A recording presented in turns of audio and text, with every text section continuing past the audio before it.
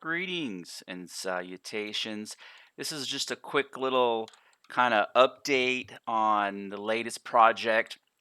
So I haven't given this a name yet. This is the newest capital vessel, and this is kind of an adaptation, a little bit of refinement, and I don't know if this is a better solution. So just for some kind of perspective, one of my latest creations was the colony ship, and here you can see where I built this for an upgrade path that had that. And kind of the concept behind it was is that you could spawn in a husk, and which are a base model, no guns, no turrets.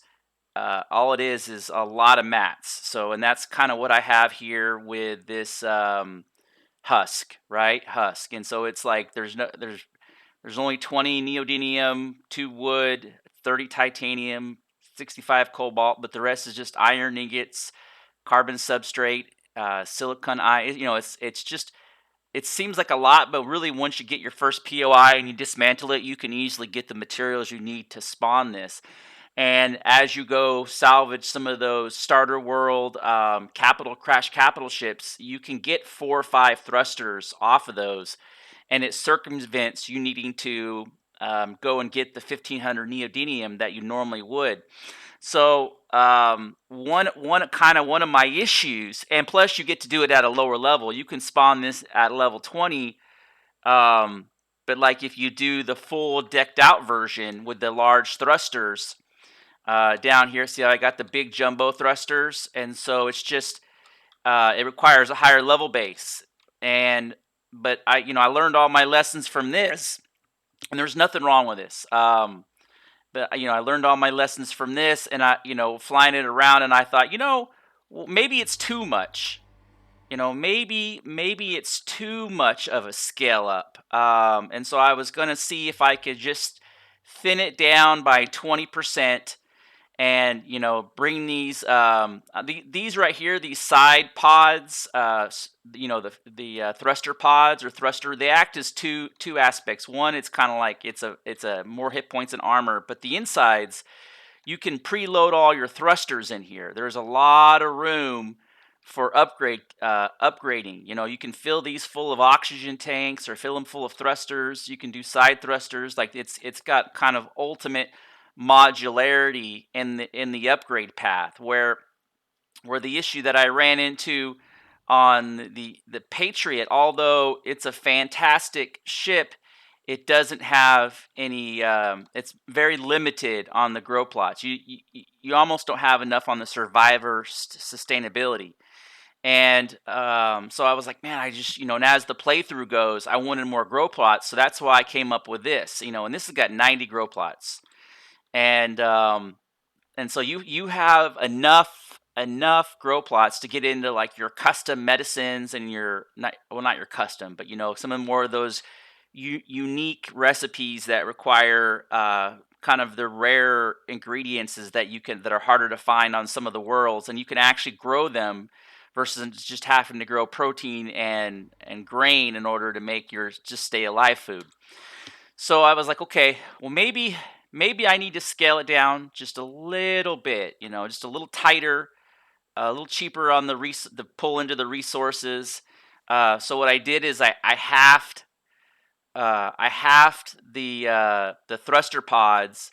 Instead of 2 thick, they're now 1 thick, and it does give it a little bit more symmetry. It does give it a little bit more um, it's a little more easier to look at. And I also like this. I call this a colony ship, but it is a little longer though. And so I've since I've stretched it just a little bit, I've kind of picked up some of that functionality that I lost by kind of scrunching it down. And by doing that, what it's done is it's enabled me to put another set of turrets on the roof, where I guess I could have done them, but you can see where I stretched it. I stretched it in the front part a little bit, and that a little bit of stretch in the front was able to increase put some defense projectile turrets, or my mining turrets up here, my salvage and my mining turret as close far as I can to the front, and then I'll put my defense turrets kind of in the center, and I want them higher up too, so they clear the thruster housing. And of course, it's got the 2 on the side, so that gives it 6 plus the scrap and the mining turret. And you can see here where I had the ceiling tile. I had to shrink up the ceiling tile a little bit. I had to move it in 1 block in order to um, kind of give it some symmetry on the inside. But the theme behind this, a little bit adaptation, is this is kind of like a warehouse. It's a loading bay, but I wanted to give it that more warehousey feel, because and kind of because it's that more warehousey feel, I've got this thing set up to where it's got a higher degree of modularity. So let me summon something here real quick, just so I can show you. Because as you go through the game, you one of the things that you end up doing is you salvage a lot of fuel tanks and a lot of O2 tanks. And so I just kind of want to like give an example of what my thought process on this. And so as you salvage this stuff, the idea behind it is then you can just stack it up in here. I mean, not only do you have the accessibility of loading it in here, still you don't lose this in here to fill up, but you also can preload it in here also, just for that, just for that more storage capacity. And longer run life. You kind of get where I'm going with this. You can just all of this, I've tried to make it as modular as possible. And and the idea is behind this is you pick all this up as you loot it. And as you salvage the stuff, you just you bring it back and you employ it in your base, and you just keep adding more capacity um, to your thing. And there's not a set rhyme or reason to this, but that's kind of the logic behind the scalability. And then I've even gotten to where you can. Of course, I'm just doing an example. This is not how I'm going to do the final product. I'm going to leave all this empty, so that way you're not paying the upfront resource cost. But that's that's you know that's where this is at. That's uh, and so that way, like oxygen is kind of one of those awkward resources where you have to. Oh, I didn't get it. There you go. And so so you can exponentially increase your capacity. I know I've said that a few times, but you get the idea. And not only that, not only do you have all that volume to load up, then you kind of have the inside of here. So you can go to town on the inside of here too, just for even more capability. But I just wanted to kind of show where I'm at. And of course, it has this railing in here to give it that kind of like framework, or industrial. I wonder if this would be a better industrial look. I'm looking for more industrial kind of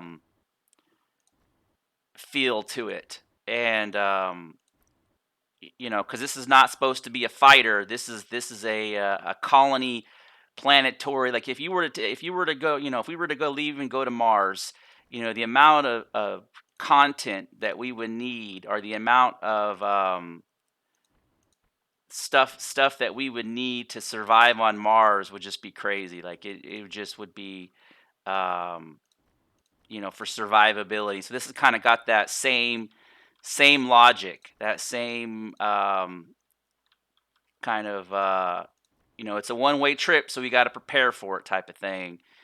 And yeah, that's just where I'm at on this. And it's just kind of a showcase, because I'm not starting. It's not starting from scratch, and I'm just refining my thought process a little bit. It's much quicker. You know, I probably have about 8 hours, 10 hours into this so far. And it's, you know, the one over here, it took me about 35, 40 hours. And there's absolutely, this has more scalability than this. But kind of the issue with this is the limitations on scalability. And I realized that one of my issues is the plots. And so this right now, let's see where I'm at. Let me just save what I got. Oh, actually, I don't want to say what I got because I have all of these.